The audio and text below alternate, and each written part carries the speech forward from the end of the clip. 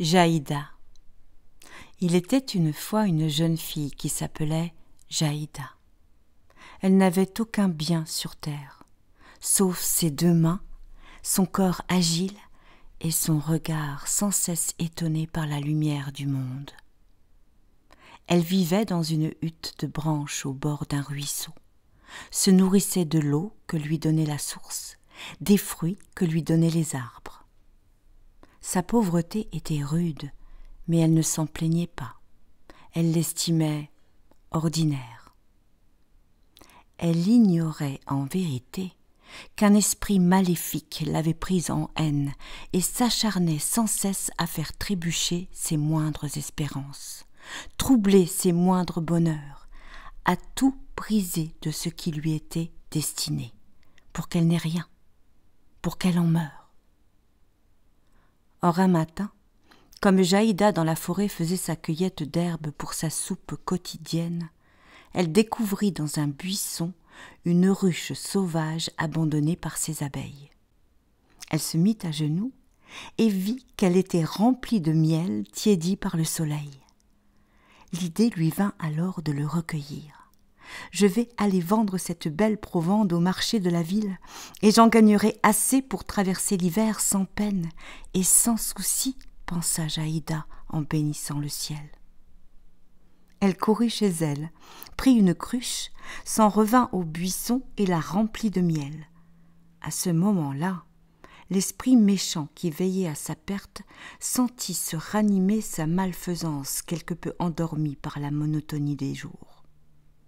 Comme Jaïda s'en retournait, sa récolte faite, il ricana 3 fois, esquissa autour d'elle un pas de danse invisible, empoigna une branche au-dessus du sentier et, agitant cette arme de brigand comme passait la jeune fille, il brisa la cruche qu'elle portait sur l'épaule et le miel se répandit dans l'herbe poussiéreuse.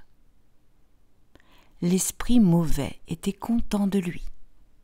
Il s'éloigna d'un rire silencieux, se tenant la bedaine et se battant les cuisses, tandis que Jaïda soupirait. « Quelle maladroite je suis ! Allons, ce miel perdu nourrira bien quelques bêtes. Pour moi, Dieu fasse que demain soit meilleur qu'aujourd'hui. » Et elle s'en retourna, légère, les mains vides. Comme elle parvenait en vue de sa cabane, elle s'arrêta tout à coup, sur ses gardes. Un cavalier venait d'entre les arbres au grand galop.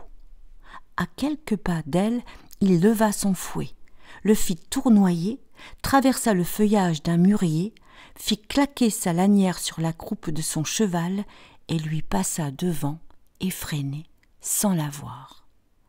De l'arbre déchiré tomba une averse de fruits. « Bonté divine !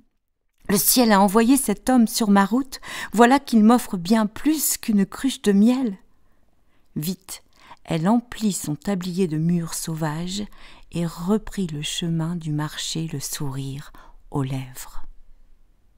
L'invisible démon qui n'avait cessé de la guetter se mit aussitôt à s'ébouriffer, pris de joie frénétique, à se gratter sous les bras comme font les singes. Il se transforma en âne et s'en vint braire auprès de Jaïda. Elle le caressa entre les 2 oreilles, il en parut content. Il l'accompagna jusqu'au faubourg de la ville. Là, elle fit halte un instant au bord de la grande route pour regarder les gens qui allaient et venaient. Alors, l'hypocrite Baudet, la voyant captivée, profita de l'aubaine. D'un coup sec du museau dans le panier, il fit partout se répandre la provision et se roulant dedans la réduisit en bouillie, sale. Après quoi, satisfait, il s'en retourna vers les champs. « Tant pis, on ne peut pas tout avoir, se dit Jaïda. J'ai déjà l'affection des ânes et un vieux crouton de pain m'attend à la maison. Mes malheurs pourraient être bien pires. » Tandis qu'elle s'apprêtait à rebrousser chemin, vint à passer la reine du pays dans son carrosse bleu orné de roses peintes. Elle aperçut les mûres répandus sur le sol et l'âne trottant, l'échine luisante de suc. Elle en fut prise de pitié. La pauvre enfant, comme le sort la traite durement, se dit-elle. Elle ordonna à son cocher de faire halte et invita Jaïda à monter auprès d'elle. La reine fut tant émue par l'innocence de cette jeune fille qui n'osait rien lui dire, qu'elle lui offrit une demeure de belles pierres. Jaïda s'y installa et devint bientôt une heureuse marchande. Mais le mauvais génie veillait. Il ruminait. Il découvrit un jour où étaient les biens les plus précieux de sa maison, dans une remise derrière le logis. La nuit venue, il y mit le feu. Jusqu'au matin, il dansa autour de l'incendie, sans souci de roussir les poils de ses genoux. À l'aube, il ne restait que cendres et poutres noires, là où s'était élevée une belle bâtisse en pierre. Jaïda, contemplant ce désastre, se dit que décidément elle n'était pas faite pour la richesse. Elle s'assit alors sur une pierre encore chaude et vit une colonne de fourmis qui transportaient leurs réserves de blé, grain par grain, de dessous les gravats en un lieu plus propice.